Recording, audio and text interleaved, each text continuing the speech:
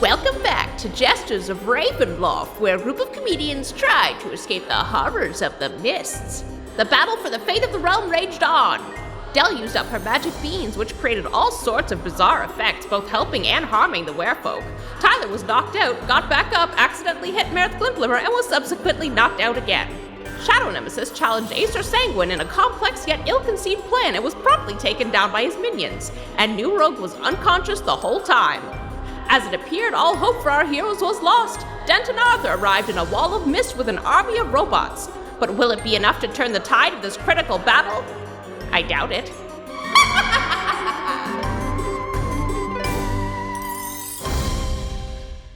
Our heroes, before we dive in to catch everybody roughly up on where we are at, our heroes are the comedy troupe Wet Change. They were performing at the Edinburgh Fringe Festival when they were sucked through a magically forming mist into Ravenloft, the spooky realm of Dungeons and Dragons.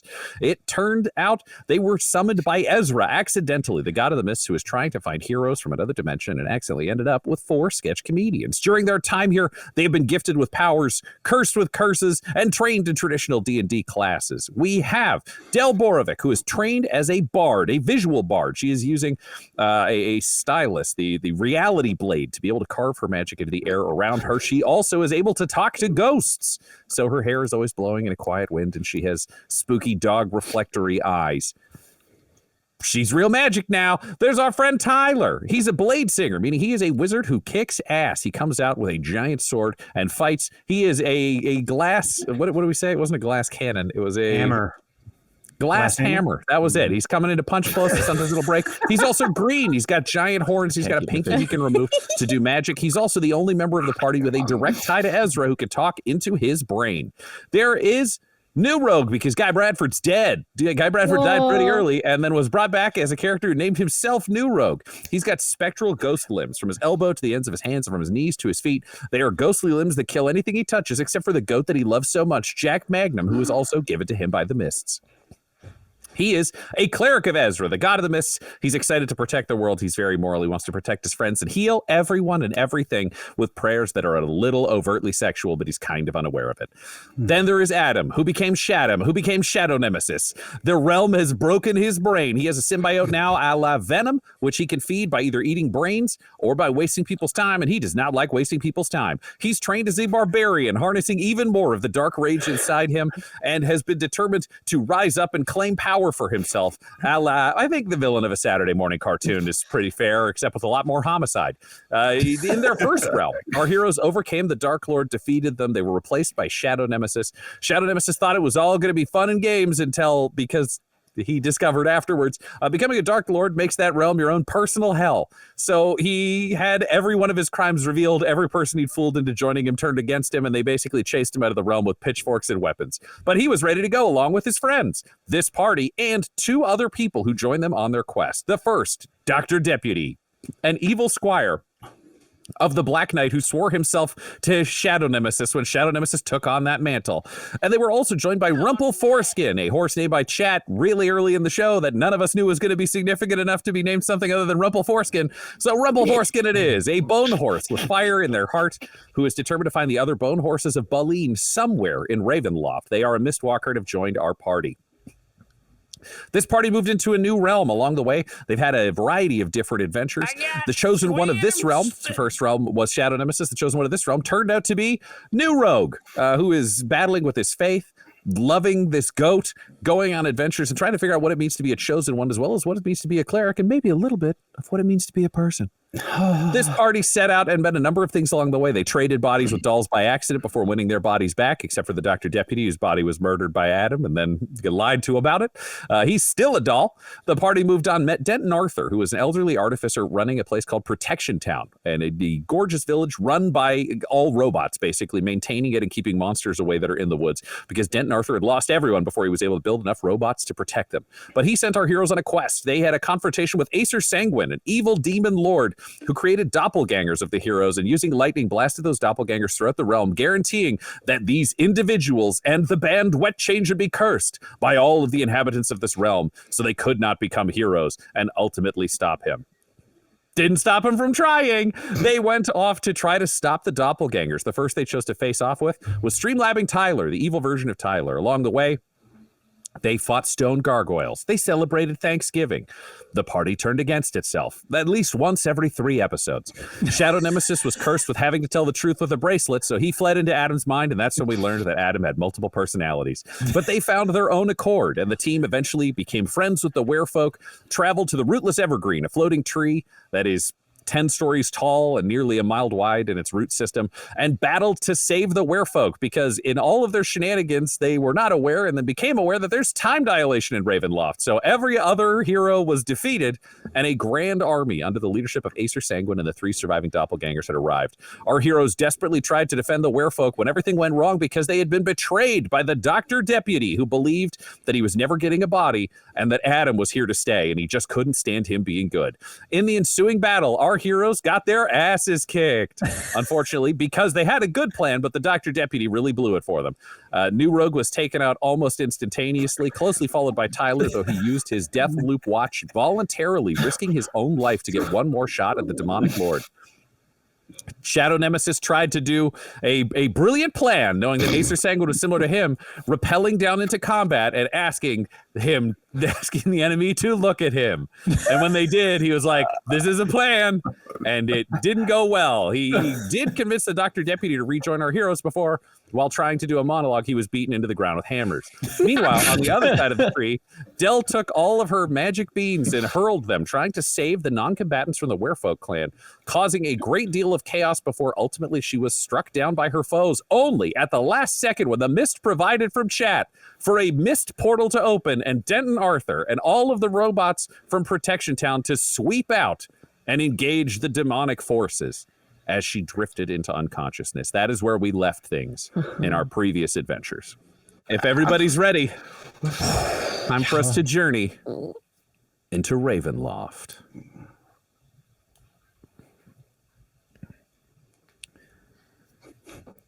Shadow Nemesis.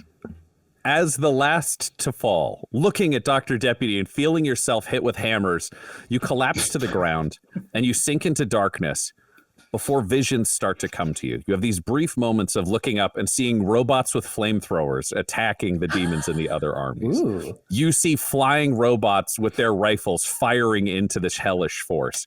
You see the enemy swept away and a robot picking you up and carrying you into the night before you pass out yet again. I need a Constitution saving throw. Oh. From Del, Shadow Nemesis, and Tyler. Okay. Mine is an 11. Total of 16. 14 for Tyler. Ooh, very good. All right. You all start to drift into consciousness, but the first to recover from the injuries and the healing afterwards is Shadow Nemesis. Ooh. Shadow Nemesis, you find yourself shifting awake almost after the feeling of an anesthetic. There was just a time where time for you didn't exist. And you could feel a little bit of soreness. It feels like you went through a workout. You've got some bruises, but you feel recovered. And your last memory is of, as far as you could tell, brutally being murdered by hammers before robots swept in. Mm-hmm. You realize, though, that you are awake and you are standing. You open your eyes and look down, trying to move, and see that you have been cuffed using steel shackles directly to an iron frame that forces you to stand, unable to move, and there is a collar around your neck stapled into this frame.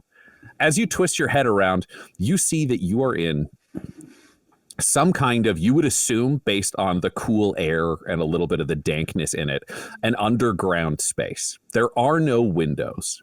The roof is about 6.5 feet from the ground. This is small. You can tell that the flooring here is bare stone and rock that has been interlaced. Not so much so that it would be like a tessellated floor. It's clearly improvised, but with stones from a quarry you do not know where that have been very roughly hewn.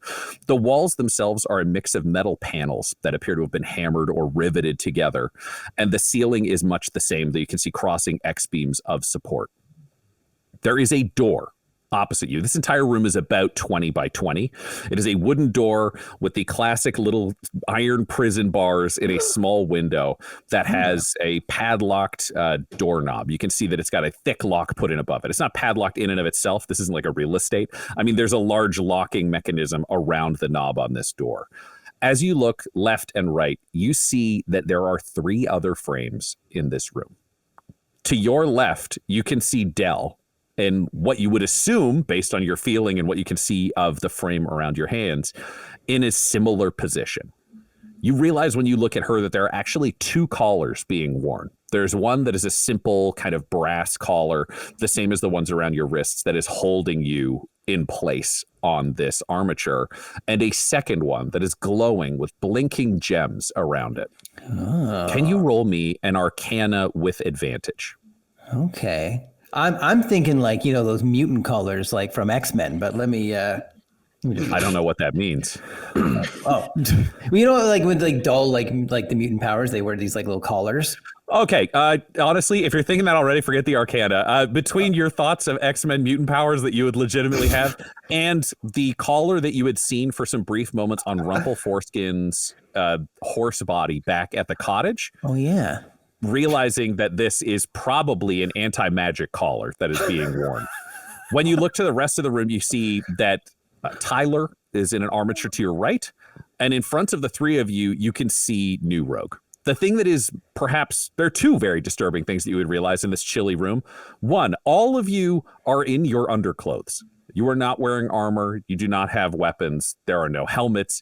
It is just all of you here. Oh. And perhaps most disturbing, New Rogue does not appear to have been healed the way the rest of you were. New Rogue looks like a barely breathing corpse about to die on an armature that has pinned him up standing as well. And this is the point where Tyler and Dell, you start to wake up, but Shadow Nemesis, you are fully conscious first. Okay. Do I see Dr. Deputy anywhere? Is he on like a you do not little see Dr. like Deputy. tiny one? Oh, okay, all right. Help me. Okay. Well, I'm immediately confused because the last thing I remember is robots saving us. So I assumed that Denton came. So I don't know why we're now like locked up. So that's not good. So I see the anti-mutant collars on is it just Dell or does everybody have it? Or everybody has one. All right. So I'm like, well, good thing I'm not magic and I want to grow 5 extra feet and like break the shackles. You try to do that, but the shackles and the anti-magic collar prevent you from being able to grow because you would sever your own head on this collar. So you are trapped at the same time, but at the same size, but you are now in a rage struggling against bonds you cannot break. That is the point where Dell and Tyler, you both come into full consciousness, seeing Shadow Nemesis fully raging. I will ask each of you, what are the underclothes that you would wear under your armor? Because normally I would be like underwear, but we're in a medieval realm and you've had clothes made by medieval people. What are all 4 of you wearing, just so we can all picture what you have in these armatures? I'm assuming like a padded shirt that would go underneath armor. And then probably just underwear, something similar. Are you picturing shorts? Are you picturing tidy whities? I just want to know for my brain. If Tyler didn't change into other underwear from ever since he got that's here, why I said I'm like it changes would have been. There's been weeks. Yeah, I think just from a hygiene perspective, it'll be medieval underwear. I think of just like the only like medieval underwear that comes to mind is like loincloth, but that doesn't sound right because it wouldn't be just like free flowing cloth. You know what I mean? There's got to be kind of like something that hugs you a little closer that is just underwear. Yeah, I think we could say almost like a pajama shorts kind of setup. Yeah. If we were to think in our own set of that, just handmade, that kind of thing. Del, what about you? Yeah, well, I have my magical unsoilable underwear. Hell yeah. So I have the best underwear on. And then probably like a tank top, like that kind of cut. Just everything super simple, but dark colored. And then probably just a flowy shirt, whether or not they took that. But my armor you'd goes still on have top of that. Yeah. You'd still have the, like, I guess if you've got the tank top, it'd be the tank top, but I'm imagining it also like running lower than a traditional tank top because it's getting belted in with all the rest of the stuff. So Yeah, exactly. fully clothed in tank top form. Yes. Adam, what's Shadow Nemesis / Adam? I guess Adam technically would have dressed this person. So what would Adam wear as medieval underclothes? Well, I guess under RoboCop armor that I don't think you change very often. Well, that's the question. So what underwear does RoboCop wear? That's what we have to figure out here. So RoboCop doesn't wear underwear. He's a robot down there. He doesn't have a That's just his body. Yeah. I think it would be like almost Adam's like naked. That's what we're on to. It's just black plastic. just black carbon. It'd be like a chastity belt kind of situation. So it's like metal and it's kind of thongy. So there's like a very like durable thin piece of metal that goes like into my butt crack. And then there's like, the front part is looks like it's like RoboCop's helmet. And like, yeah. So it's basically like a RoboCop face and then like thong in the back. So you're just, I think it's Sting in the original Doom movie. Just there. Oh, yeah. In your armature. I will say for everyone else, you can see some of the creeping effects of the symbiote. There's a little bit of black veins, a little bit of that spread over Adam's body. He is like more shredded than you would remember. We're not talking like a Captain America like built, but there's just like, this is Warrior Adam, which none of you have seen because he's been wearing RoboCop armor ever since he arrived in this realm, so you can't see the work being done by the symbiote or his training. And he also, even from where you are, smells bad because he hasn't taken the armor off since the moment he put it on. Ooh, yeah. He's been living in that suit, and it was very sealed in, and now is very not. Wow. New Rogue, what do your underclothes look like? What would you wear as a cleric who's been alive for 12 days? Yeah, no, I think it's similar to Tyler's more or less. Like but it's also it's like Mowgli from the Jungle Book, kind of. Okay. But yeah, more of a thong in the back that goes up the ass crack. Like. I love these. I hear you. Loincloth in front, thong in back. So it's a loin. It's a thong with a dangling loincloth in the front. I mean, it doesn't dangle so much as it just tucks. Okay. So it's just a thong. I like that. Okay. So we got two thongs, one RoboCop themed, and the other two of you.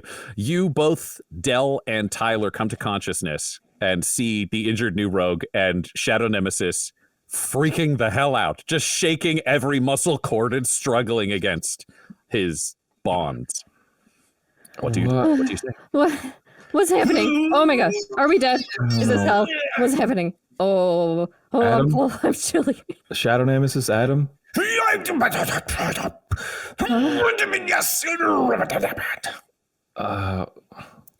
on. It feels like a silly question given the condition we're in, but do I feel fully rested? Do I feel like I could cast magic if I tried something? Do all feel fully rested and fully healed. All of your spell slots have returned to you. Not you, New Rogue. Sorry, bro. Sorry.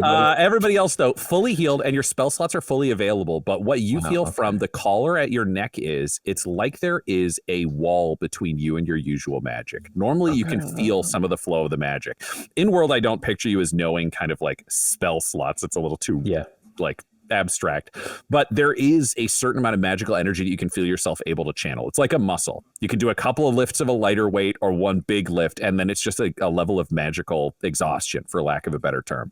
You can feel that you are fully charged. Your battery is fully amped, but it's distant. It's something you can almost, in the feeling equivalent of see but not touch. It just feels like there's a distance between you and it, which is unnatural. I would say you can tell from the feeling of your collar that is the thing preventing you from casting something immediately. While I'm in that situation, so I can't reach the magic, but can I still hear ghosts? Because that's like a constant thing that I've been dealing with ever since that happened. That is an interesting question. Here's a question for you then. I think because we've kind of worked on this, and you've added some narrative flavor to this of like ghost magic and other stuff. Do you think it is your magic that allows you to listen to ghosts, or do you think that is a curse / blessing outside of your bardic magic? Yeah, I guess to me, I would feel like it's separate because it's not even like I can control it or do much with it unless I'm like physically harming myself. Then I would say ghosts can still communicate with you, but you can't use any spells that would be linked with ghosts. It's keeping the magic of them away from you, but their physical existence, they can't stop you from talking to ghosts any more than they could stop you from talking to people in this room. Right. That makes sense. Yeah. Okay. So that's a good flavor just of like.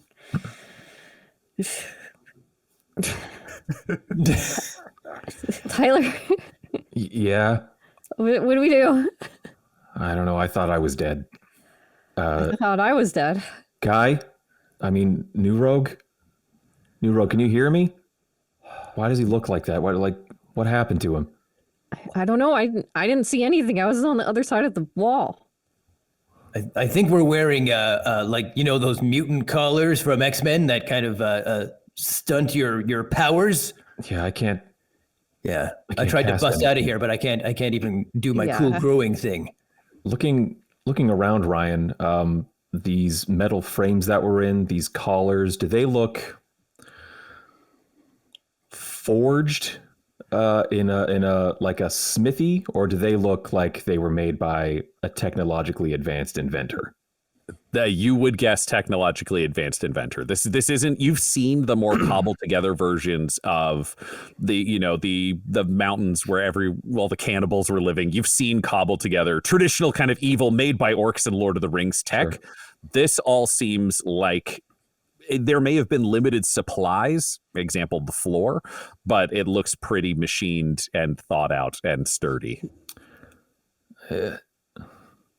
Should we just start yelling or something? Is this? Did Denton Arthur do this? Denton Arthur showed up. Denton Arthur showed up like right before I blacked out, and I thought he was helping us, but I don't know why we're like this now. Yeah, I remember being carried away. A perception. Perception. Oh, natural 20. Ooh. It's just 11 for me. 11 for me. Tyler, this conversation is ongoing, and you glance at the door, and just you do manage to see in the shadows outside the door two lensed eyes of one of the robots, the same design that you've seen through most of the Protectobots that existed in Protection Town, and you see them flash for a brief moment before that robot turns and hurries away. For you would guess Denton Arthur knows you're here, and he's going to be here in a minute. Okay. Or whoever is jailing you is going to be here. You don't entirely know the purpose of the robots, but evidence suggests. Yeah. Man. You say he came to help us? Yeah. I'm just starting to try and wiggle and see if I can get through out of this at all. I'm like just wiggling. Great. Roll me a sleight of hand. No, nat 1. All right. Well, Ghost has something to say about that. Okay, I'm not using that dice anymore. Another grade attaches to you. Sandwich. So I rolled a 4, which means within the next 10 minutes, I can ask the spirits about the results of a specific course of action I plan to take in the next 30 minutes. Okay. You can ask the ghost for an augury. You can tell as you roll that you cannot get out of these cuffs or these armatures by any means that you have available to you in terms of physicality, and you don't have access to magic, but you do feel that the ghosts are outraged by the way that this has turned out. Sometimes your ghosts turn against you, sometimes they cry out for too much attention, but right now they are trying to offer you whatever services they can. So you do have that strange scrying that you can do, but it does require you to choose a certain course of action to ask the ghost about it. Okay, I know what I'm going to ask. Is just to the ghost as they form around me and my eyes go all weird and blank. It's just... what if we trust Denton Arthur? You feel an overwhelming level of aggression. Can you roll me an Arcana? Yes. Oh, gotta get back up to it. It's a 15. A 15. You realize that there are more ghosts here than you are used to. You know the crew that kind of have glommed onto you spiritually. You know the feeling of them. You realize there are a larger number of ghosts here, and a lot of them are furious, strained, and taking this personally. But perhaps most disturbing, you can feel some ghosts or souls, you're not sure which, in the distance, floating around at a few, perhaps 50 feet away, laterally from you, almost north through the door and further out. You don't know what exactly is going on, but it's bad. They seem to have a personal hate on for Denton Arthur. Tyler, Dell's eyes have suddenly gone white. What's everything okay over there? What's going on? I mean, I can't see any better than you can. Dell, talk to me. Talk to us. What's going on? Oh man, there's so many ghosts in here. Okay, they don't like Denton Arthur. Oh, this is giving me bad vibes. You remember how Denton Arthur said all his people died, and then it was just robots? And I don't know if that's related to how many ghosts are in here. I don't know. They're so mad. They're so mad. Like the vibes are toxic in here. Okay, I saw one of the robots from Protection Town in the doorway there just for a second, and it left. I'm assuming whoever put us here knows we're awake. Okay. Look, Denton is going to show up any moment now. I think we need to kind of like play along. If this place, wherever we are, is just full of angry ghosts that hate him, we should try to like maybe be like, oh, hey, Denton, thanks for saving us. And thanks for, putting us on these cool beds. Let's talk, Yeah. Yeah, look, when I went down, I was surrounded by demons and monsters, and if what you say is accurate, that Denton Arthur came to save the day, that makes sense because we're all still alive. Yeah. If Most of us. I'm getting better.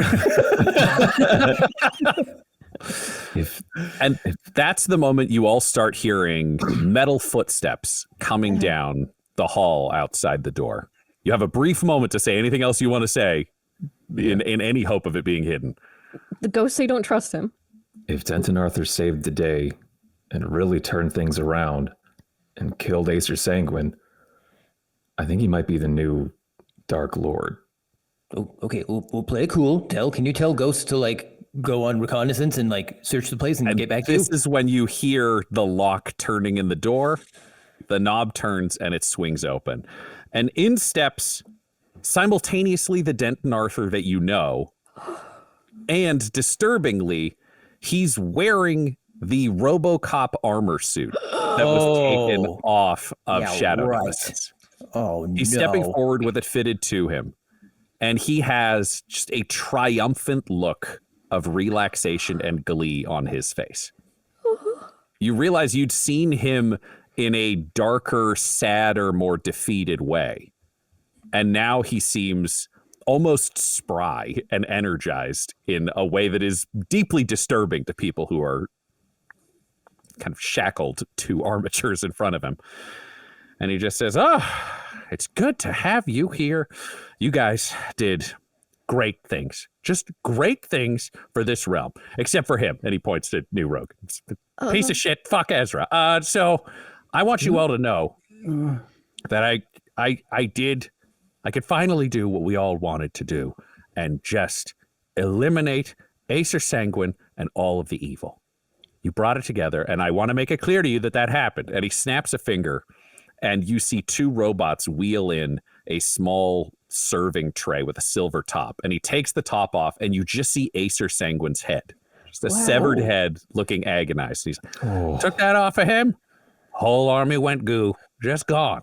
Wow. Oh, hey, well, great job there, buddy. Yeah, fuck Ezra. Exactly. I knew you'd understand. And see, I don't like having to keep secrets from people, but sometimes you have to for your own good, for their good, and for the hope of everything. Because I don't know how much I should tell you. You don't need to hear my whole story. I just want you to know what I'm going to take from you, just your bodies. It's for a better purpose. It's for a noble purpose. And I'd thought I could do that in this realm. You know, I thought I could from the beginning, but just everything took the bodies. Just had, you know, you try to build a body for somebody and they turn into monsters, and then they take over the woods, and every time you start building a new body, they break into the city and they kill people and they ruin those bodies, and you can't use the werefolk because they turn into animals when they die, and the fire newts burn up, and the gnolls are cannibals, and everyone in the mountains just gets eaten by snakes. But then I realized if I need a body, it just can't be from the realm. So it's nothing personal, but I need mistwalkers. Oh. I can't use old ghostly limbs, and I'm going to prove to you either that I'm right and the gods don't care, or they're hypocrites and the only life they would save is a cleric's. Right, Shadow Nemesis? We talked about that during your last visit. We talked about how clerics are a problem and how the gods don't care. Oh, yeah. Hey, Denton. Yeah, you and me, we're on the same side. And you know what? I think, I didn't think it was possible, but I think you look pretty good in that RoboCop armor. Can you roll? Do you think that's true? I got to know. This feels like a deception roll. No, I'm very mad he's wearing my stuff. I need you to roll me, I would say, a deception on a d20 normally, but the mists swirl up around you as you desperately try to stay in control and manipulate this circumstance. Can you roll me a d6? Oh, okay.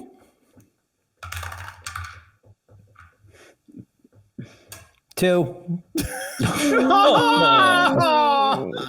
We'll take a quick commercial break right there.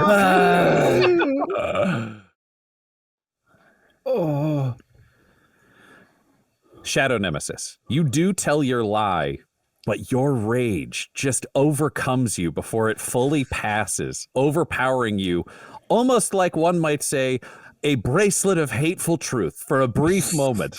What do you say to Denton Arthur before your rage fully dissipates? Oh, yeah. I mean, I've never seen anyone just pull off that RoboCop armor. In fact, I'd like to pull it off of you right now. Maybe I'll pull off your fucking head and I'll eat your brains, you twisted little fuck. Let me out of here. Yes, I can understand. You know what? I don't need to make this any more torturous than it's going to necessitate. And he takes out a thin, it almost looks like a Sharpie. You just see a metal canister to a small writing implement on the end with ink. And he pushes your head back with one hand, Shadow Nemesis, just pushing the forehead back. And he starts drawing around the outside of your head. And Tyler, you and Del can see it's almost an outline of a brain and a brain stem on the neck from the sides. And he goes, yeah, we're going to try that symbiote. It's hard to keep the body alive, but if we can get the symbiote out of you and put it into her, then maybe it'll keep her alive, or it might just kill you. But your body seems pretty infected, so I don't think I can use the rest for any of that. And then you over here, big guy. All right. So, and he comes over to you, Tyler, and he takes out his marker and he starts drawing over parts of your torso. And he draws and he's like, so we can take the lungs from you. And then the heart, maybe we'll take a look at that once it's on the outside and we can take most of this. With him just here in front of me, I want to see if I can just look him in the eye and be like, Denton, what is going on? What's happened? It's just what it's always been. The universe just forces you to make hard choices. And that's what I'm doing. I got to save the person that I came here to save, just like you got to try to do stuff. But your home can't be that great. It can't be as great as her. That's not functional. That's not it. So we'll take these organs and then it'll be right. You know, we'll do so much good after that it'll balance out what I'm doing now. Who is she, Denton? Who's this person you're talking about? We don't. You watch his expression darken for a moment. And he just says, we don't need to get into that. She's worth all this. I mean, why not talk about her? Why not learn what we're dying for? Can you roll me a persuasion? Yeah. With advantage. Okay. Can I try to do something while Tyler is talking to him? What do you want to try to do? Save guy. Save new rogue. So I was just thinking, like, I don't know if I can get out of these restraints, but I'm just trying to think if I can hurt myself on the restraints and draw blood, that maybe I can empower ghosts to maybe try to help us. Ooh. And I have my left hand that one of the fingers is metallic and he made it. So I feel like if I could somehow move it or move it down or get it on the edge of the metal and maybe rip into the edge of it there or try to pull somehow to just get blood going in my hand. Okay, give me a sleight of hand for you. And then Tyler, it was a persuasion with advantage. Yeah, with advantage, I rolled a 5 and then a 4. And then my persuasion modifier is 0, so 5. I'm going to use my inspiration. I'm going to use my inspiration and re-roll mine. Okay. Do I see what Dell is doing? Like, can I piece together she's trying to, like, she's up to something? Because I want to try to, like, draw attention away from Dell if that is what's happening. Roll me a perception. It's still an 11. I'm just all 11s today. Oops, all 11s. Oops, all 11s. It's an 8. You are not aware of that. You are focused on Denton Arthur as your rage drifts away. Dell, you're struggling because the finger is so well made that it's designed for combat so that it won't cut you if it's used. So you're struggling to find an edge that will allow that finger to hurt you. Yeah. Meanwhile, Tyler, you say this to Denton Arthur. Yeah. And he looks at you and goes, trying to appeal to my emotions. Normally, that would have worked, only I got this new little friend that makes me a little bit wiser. And he reaches into his collar and takes out the floating stone of wisdom that was originally New Rogue's, and it starts to circle his own head, drifting mist. You're not going to appeal to my feelings here. Sometimes it's better to not know. And he turns and comes over to you, Dell, and he says, this isn't what any of us wanted, but it's what they make us do. It's what they make us do, don't they? And he takes up the marker and he draws a dotted line across your neck and just says, I'm going to need this whole thing. You know, we're going to add some from the other and some from the other. And then we add a little bit of her in there and this could be good. Are you any good at this? Because I mean, you're good with robots and stuff, but like, it seems like if you just dive right into cutting up bodies and stuff with using like your best materials, you might just fuck it up right out of the gate. Can you roll me a persuasion? Persuade the man, Dell. Well, you know, and okay, it's a 7. Oh. You know what that means? It means it's an 11. I'm cursed. I'm using different dice. And he looks at you and says, there's no need for more planning. I know what I'm doing. I built those monsters in the woods. I built these robots. I've got other systems you don't even know about. And this is going to be better. I got to do better at the very least. So I'm going to go set up the room, and the bots should be in here for a couple of minutes, and they'll bring you over, and then we'll get this done one at a time. And we'll see if this piece of shit here survives. I don't need his body. I'll kill him myself, but we're going to see if his stupid god actually cares, and if she cares about anybody other than him. Ezra's love. I do not like this man. And he turns and walks out with the door clanking shut behind him. Wait, what have you done with Dr. Deputy? Where's Dr. Deputy? New Rogue, can you roll me a d6?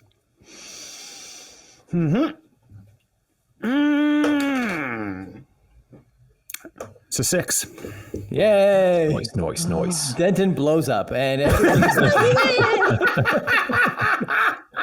You all find yourself looking at New Rogue after one long, desperate exhale. And there's a brief moment where you worry he has died already until you see another straggling inhale, and he coughs blood. But meanwhile, Hey, buddy. New Rogue. inside New Rogue's head, who is still unconscious and dying, he just coughed blood and is still breathing, so he's not dead, but you're watching him fight for his life internally. New Rogue, you find yourself standing inside a wall of mist. You are not wearing your armor. You are not wearing your weapons. You are yourself standing normally and neutrally. What would you wear on a calm day if you had your outfit of choice? As New Rogue, not Guy. As New Rogue. As New Rogue. Jeez, it's a good question. I've only really known one parcel of clothing. I guess just one big, like, white robe. I think, just drapes down me. That's it. A very simple white robe. Nice. And you are wearing this white robe, and it is torn and battered, and you feel pain and you feel exhaustion, and you can feel behind you just an encroaching wall of blackness.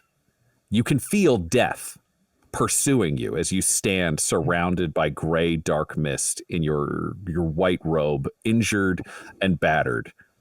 What do you do? Oh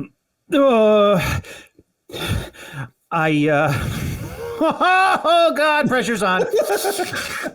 I turn around and I place my dukes up. I'm like, have at you, fiend.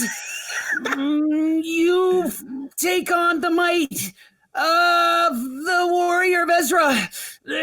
Try your best. And the wall of blackness keeps coming towards you, and you throw your first punch, extending your reach as far as possible. And your ghostly fist, the moment it connects with the blackness, blinks out of existence, and you lose that arm. Nothing that another punch won't solve. And that ghostly limb also disappears. It blinks out of existence, painfully and gone. The wall is inches from you now as it moves closer and closer. It is a foot away, creeping towards you. Okay. Then I'm booking it the other direction. So, come on, feet. Use the might that's inside you. And the mists swirl around you. Can you roll me a d6? Oh, this is 1. As you keep running, you feel the pain of the ghost limbs, only now they are phantom limbs in the traditional sense. They are not growing back. You are realizing that they have been lost to the death behind you as you run forwards. And in front of you, looming menacingly out of the dark until you step forwards, is a pop culture figure. The mists swirl up around you. Who steps out of the mists towards you? As a signifier of your past, New Rogue. A signifier of my past. Oh my God. This is going to be a deep cut, but I love it already. It's Troma's Lloyd Kaufman, who came to our show that one time and gave me the thumbs up from the audience. It's a master of splatter.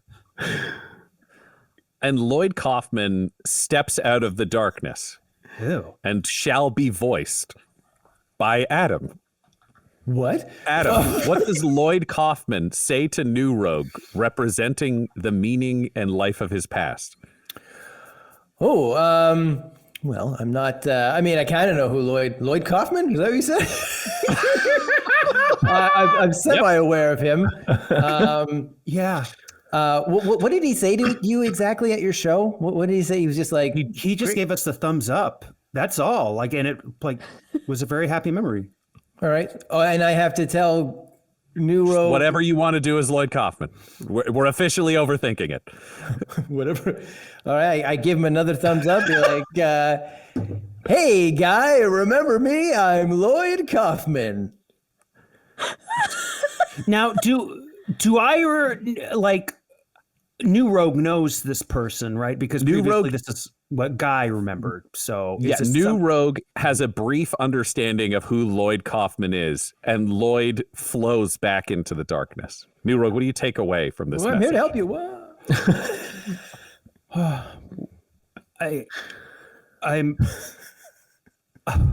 I don't have to have stage fright. Some preeminent talent from Tromaville, New York, believes in me. And that's when you feel the blackness encroaching on you again. Oh, fuck. Okay, well, it's gonna run again because I don't like it. Great. Can you roll me in athletics? Yes.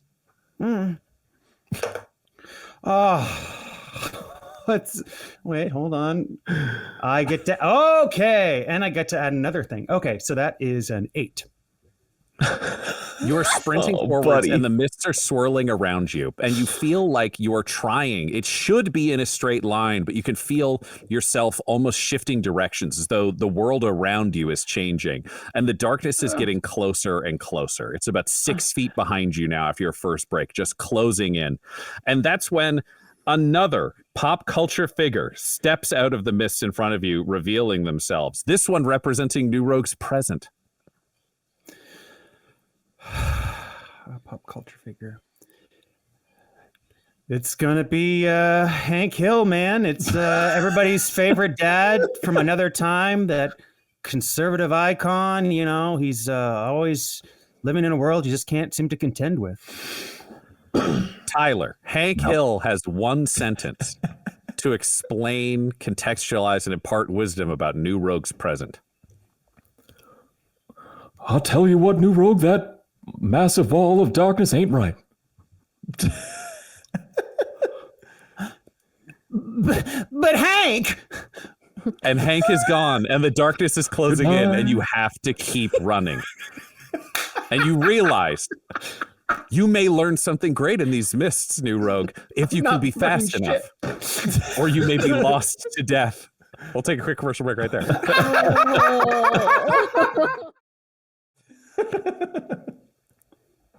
New Rogue, you continue your stumbling run from death. Can you roll me in athletics?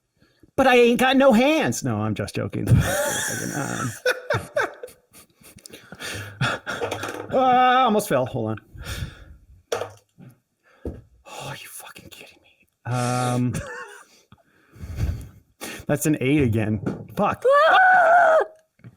As you are running, death keeps closing in, and you feel like you are losing direction. And as you step forwards, one of your heels catches the wall of death, and that lower leg blinks out of existence, leaving you hopping forwards away from doom. And that's when another figure steps out of the mist, a figure from pop culture who is going to talk to you about your future. Okay, this is, you know what? The past two weren't so great for getting me out of this jam. So I'm going to need a fighter.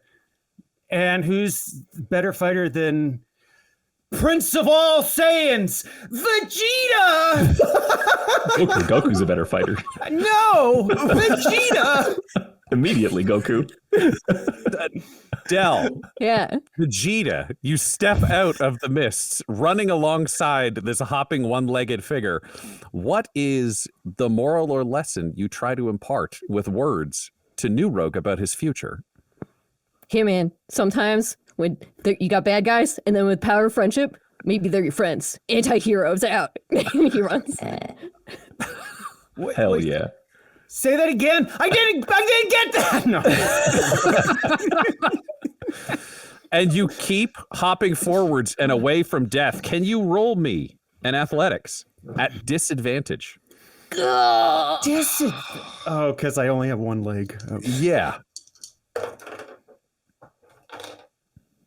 Okay. Well, I'm really glad I have a buffer on here. And that is going to be a 16. Whoa. All right. Okay. You hop as furiously as anyone has ever hopped. And it turns out in this mist, you may be better on one leg than you were on two. Maybe that second leg was holding you back. And you realize maybe it's not just movement in this realm. Maybe you are something beyond the mortal realm, beyond mortal ken, as you engage with these figures coming out of the mist. And that is when you find yourself passing through almost a scene around you within the mist that takes shape. What do you see in this pop culture reference? Am I still one-legged? In this pop oh, okay. What do I see in this pop culture reference? Well, it's a scary scene. It's the Mist. It's the Stephen King adaptation, The Mist, from like 2007. So making my way through a terrifying realm, and then it's like a waking dream. Unlike how all the other characters make their way inside of the grocery store. I am just this random survivor that's going through the mist, and I see the place boarded up. And I see, like William Sadler, like giving me a weird, I don't know about this guy. And I see crazy religious lady in there, and I'm just saying, help, let me in. There's monsters afoot. And that's when, strangely, even for New Rogue, you understand the continuity of this moment. You understand this context. And that is when one out of place pop culture reference appears that just stands out to you as odd and antithetical to this scene. What is it? Odd and okay, yeah. Well, I mean, nothing's more odd than Arnold Schwarzenegger, Terminator 2, coming in on his motorcycle. He pulls up right through the mist, and then like it clears away because he's just like so hulking and huge. And I'm like, please, Arnie, T2, let's rock out of here, buddy. Can you roll me an insight with advantage?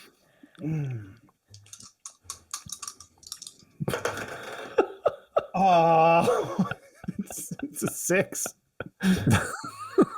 Oh wait, no. It was the best of two rolls? Sorry, I thought it was a 1. It was a 7. Okay, a little better.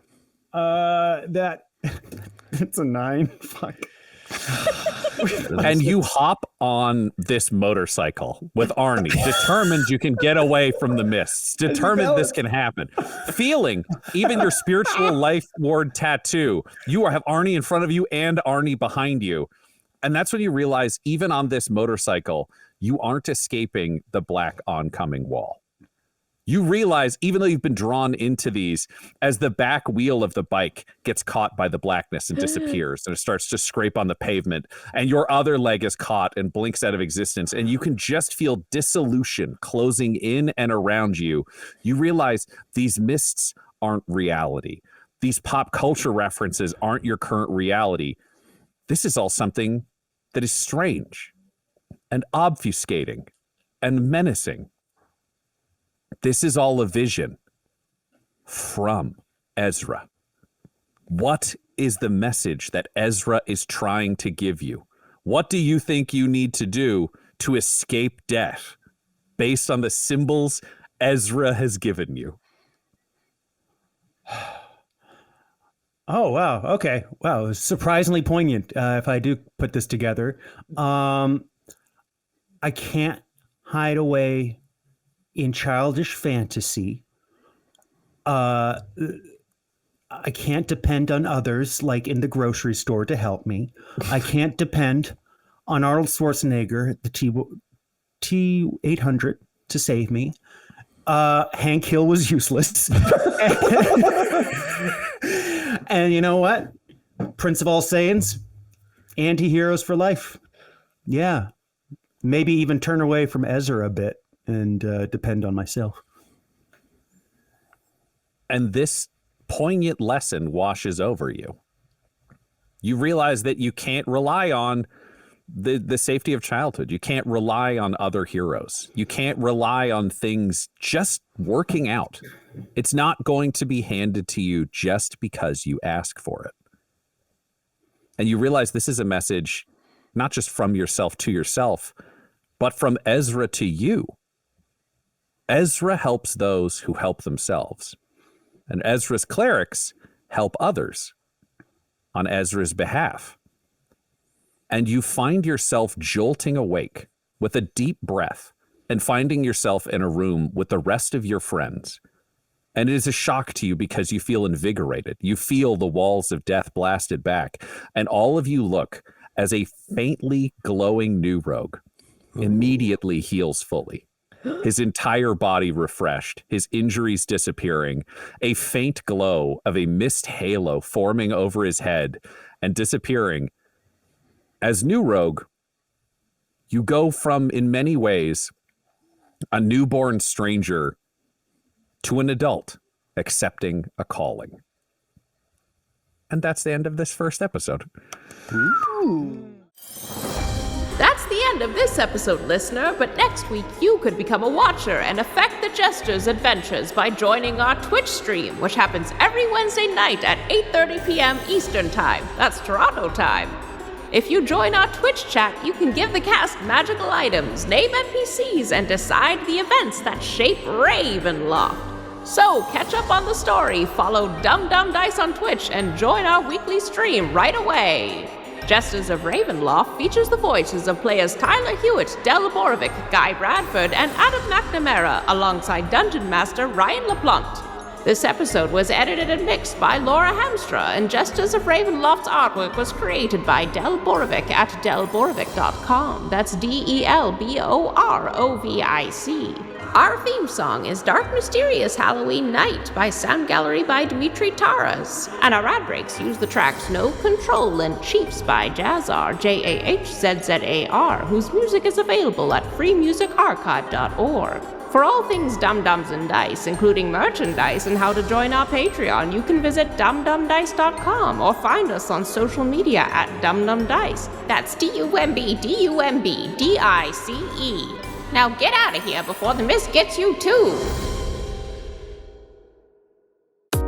Dum-Dums and Dice has to give a special thank you to the supreme beings of our Patreon at this time: Christopher Little, George Dolby, Richard Cranium, Gavin and Abby McDonald, Logan, Fire Unfriendly, Grandma Likes D&D, Alan, Stabby Stranger, Glitch Trick, Flynn1138, Alarain Okapi, Schrodinger's Pepper, Madre de Gatos, Lady Maiden, Garbo Ape, Locke, Sam Schaefer, Waffle Marine, Dagger Rain, Rob L, Dia De Los Hoodless, Squishy Werewolf, Remy, Funky Head, Nomad, the Wise Paladin of the Badlands, Accent Therapeutic Services in Florence, Kentucky, Lael, Shulzari, The Long Family, Jordan Oliver, Richard Wright, Brittany Fenwick, Alex Parr, Old Man Mojo, Dragonfly, The Body Barrelers, Megan Werner, A Man Out of Time, Curtis at FingerTechRobotics.com, Panda24NN, Shendra D, Your Homeboy Bones, The Gator Family, Ellis Hatch, Odigenous, Dan the Welshman, Afflicto Gaming, Aiden, and Jill and Noel LaPlante. If you want your name to be added to this list, you can join our Patreon too at patreon.com/dumdumdice. Thanks to them, and a little bit of thanks to you.